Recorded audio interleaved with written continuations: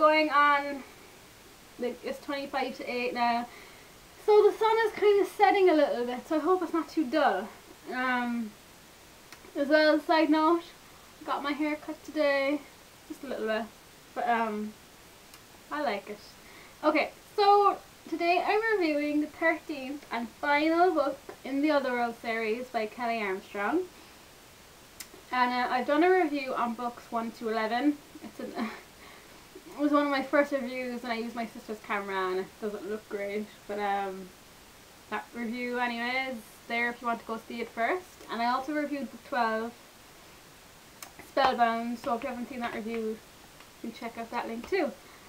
Okay, so 13, final book, kind of sad.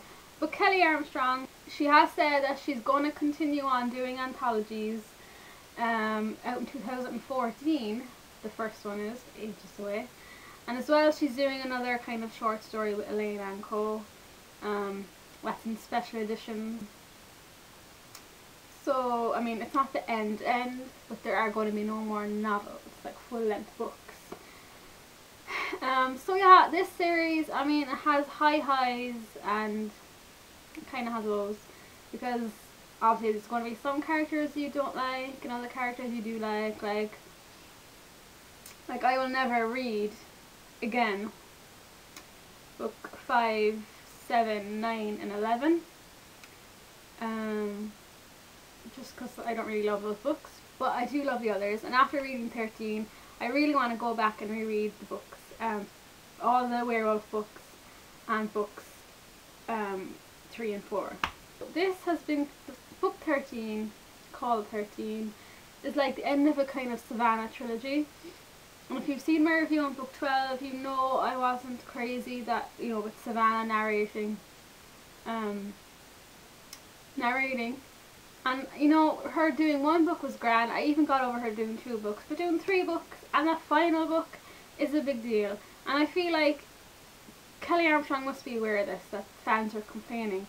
Because on like, she keeps voicing her reasons for doing it. And, like, is she trying to convince herself or convince the fans? Like, you know, she comes up with this big reason, like, oh, Savannah, she's become the woman of the Otherworld, you know, I don't know, Savannah, like, I read a review and someone mentioned that, oh, she's getting caught up in the YA hype, and I did feel like a YA, like, comparing to Bitten, unfortunately, like, the things that you find in adult novels sometimes are, like, language and sex, and there was none in this book, so if you're judging, you know, by that, no, I wouldn't really call it an adult novel. I mean, unfortunately 13 wasn't my favourite book in the series.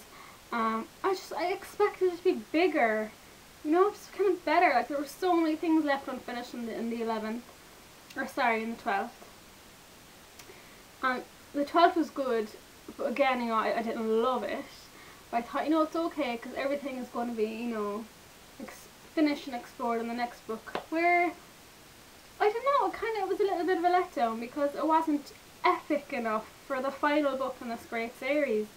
It just felt like, you know, one of the other books in the middle. And I'm not crazy about Savannah doing a whole book again.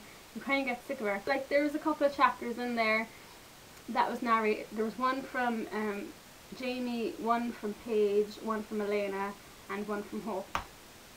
Oh, and one from Eve. And the rest was all from Savannah. All our characters were in there again. I just felt like it was a bit, not rushed, but like, because there's so many characters, the author couldn't really fit them all in and give them all satisfactory roles. Like Paige, who is one of my favourite characters, was probably the least in it out of all the main ones. And I was really disappointed, like, she didn't really get to do anything. And like, you're skipping kind of like tasters of each character in it, and it's just not enough. It's kind of like too much Savannah and not enough everyone else.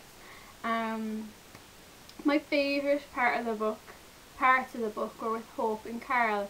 They were the only kind of interesting story element for me, and I think Hope's chapter was my favourite chapter as well. And like, Hope and Carl weren't even my favourite characters, but in this book they were the best thing about it, I think.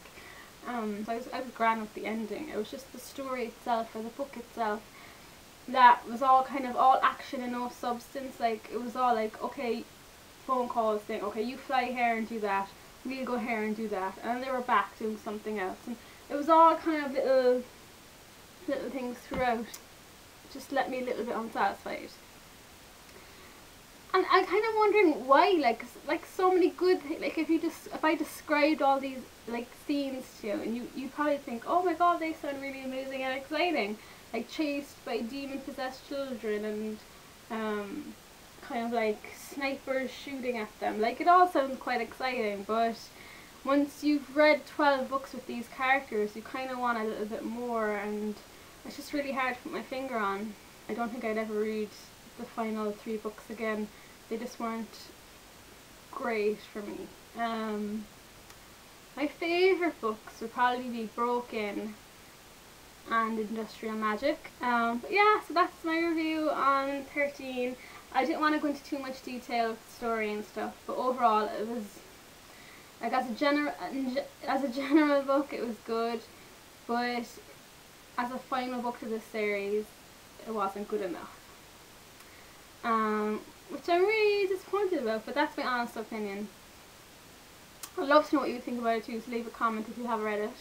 Okay, so now I'm going to do a little bit of a spoiler review, and if you haven't read this final book, I suggest you switch off now because you will be spoiled.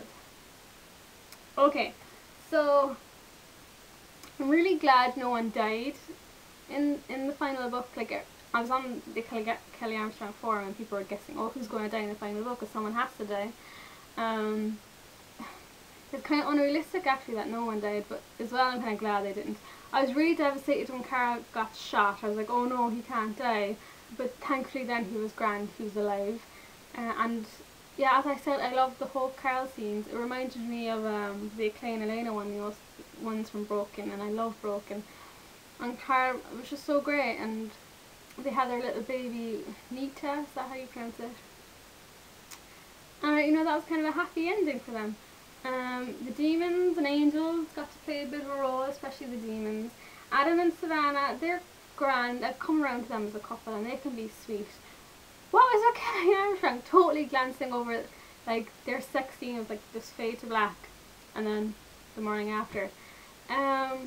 Is it so because younger audiences could read the book? I don't know.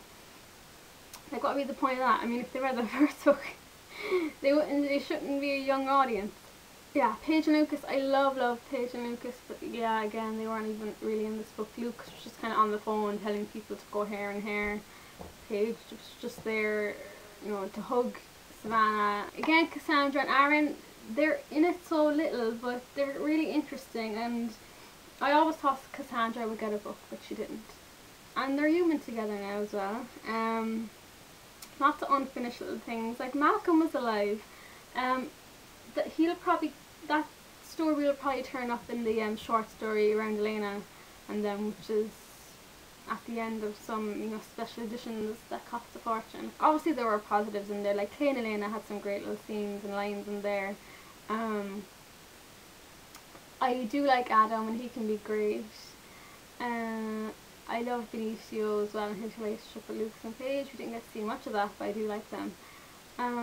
Yeah, that's about it really. I don't have much else to kind of mention.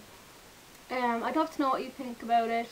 I'm probably going to get a lot of people now angry at me and disagreeing, but that's what I thought. I mean, don't get me wrong, I love this series and Kelley Armstrong is a good writer, but I just wasn't 100% happy with the ending to this series. But that's that. I hope you enjoyed the review, and happy reading.